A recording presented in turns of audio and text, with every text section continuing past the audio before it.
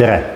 Täna saan uhkustada sellega, et Narva Sepa tänava maja on valmis ja see asub teiste elumajade kõrval, kesklinnast vaid kiviviske kaugusel, mitte kuskil linna servas karjääri taga.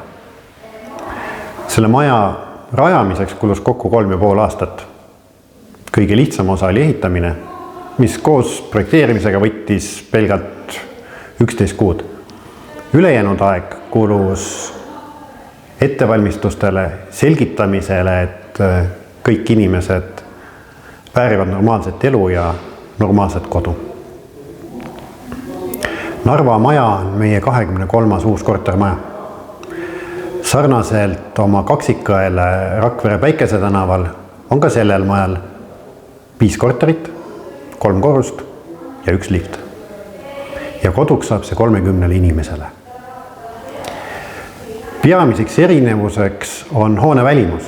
Kui Rakvere maja on rõõmsalt päikeseliselt kollane, siis Narva Sepa tänava maja sobitub hästi siia talvisesse mustvalgesse keskkonda.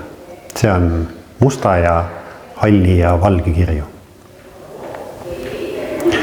Täna me tegime uksed lahti selleks, et kõik, kes läbi selle imelise talvise tuisu ja tormi Narva kohale jõudsid, saaksid majaga tutvuda, igale poole vaadata ja imetleda.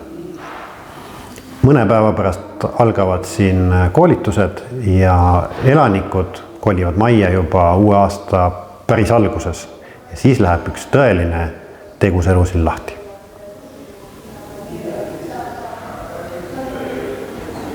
Narvas avatakse meil uus maja, kaua oodatud maja, Narva Sepa, kus hakkab elama 30 klienti ja hakkab töötama 10 tegevusühendajat ja 1 toitlustusteenindaja. Usun, et meil läheb väga hästi, kuna Narva on suur linn, mis pakub palju võimalusi, et teha meie klientide elu aktiivsemaks ja tegusamaks. Ootame teid kõiki külla!